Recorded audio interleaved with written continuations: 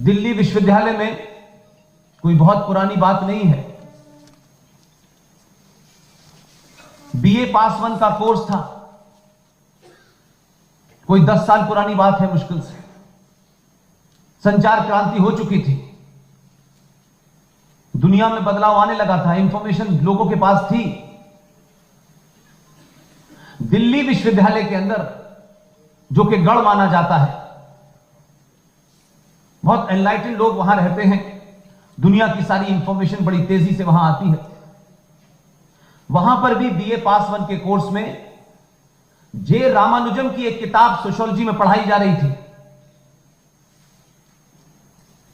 उस 10 साल में सनातनी हिंदू परिवार के हजारों बच्चे वहां से पढ़ के निकले, लेकिन किसी ने भी खड़े होकर के उसका विरोध नहीं किया, उस विरोध को जताया नहीं, उस गुस्से का आपने प्रदर्शन नहीं किया। लिहाजा दुश्मन भी यह चाहता था कि आप खामोश रहें, चाहे डर के कारण रहें, चाहे लालच के कारण रहें, क्योंकि हमने जो व्यवस्था पैदा की है समाज में, वो सिर्फ इस बात के लिए की है, मैं, मेरा और इसके अलावा कुछ नहीं है। 10 साल तक बीए पास 1 के कोर्स में रामानुजम साहब की किताब यह पढ़ा रही थी कि रावण की छींक से मां सीता का जन्म हुआ। मां सीता के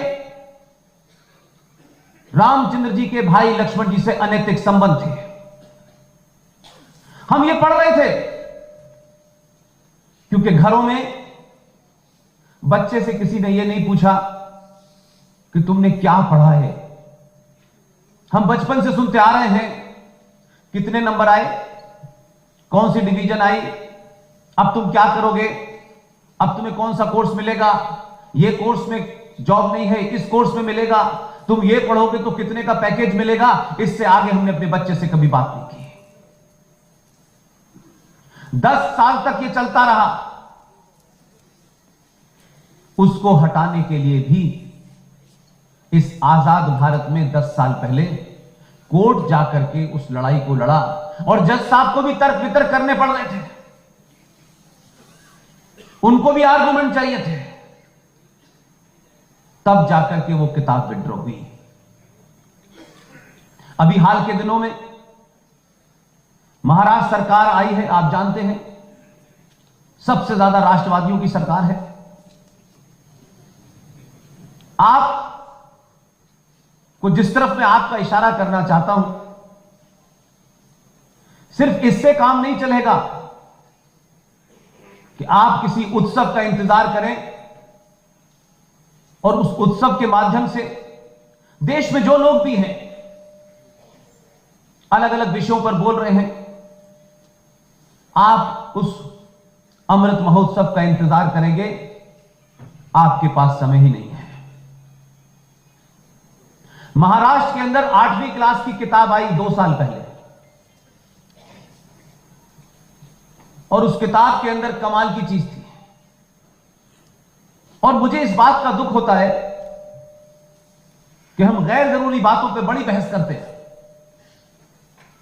और सोशल मीडिया में भी, जैसे लेटर बॉक्स में आप चिट्ठी डाल देते हैं, कहते पहुंच जाएगी, इसी तरीके से सोशल मीडिया में रोज 1000 से ज्यादा ईमेल, हजारों से ज्यादा व्हाट्सएप, और उन सब के अंदर एक ही बात होती है, पुष्पेंद्र जी इस समस्या पे भी बोलिए।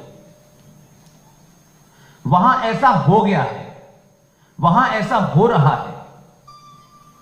मेरा मानना यह है कि अगर आज भी आप किसी पुष्पेंद्र जी का, किसी कर्नल आर.एस. सिंह का, जीटी बख्शी का, सुशील पंडित का, ललित अंबरदार का, अंकुर शर्मा का इंतजार कर रहे हैं तो बहुत देर हो जाएगी।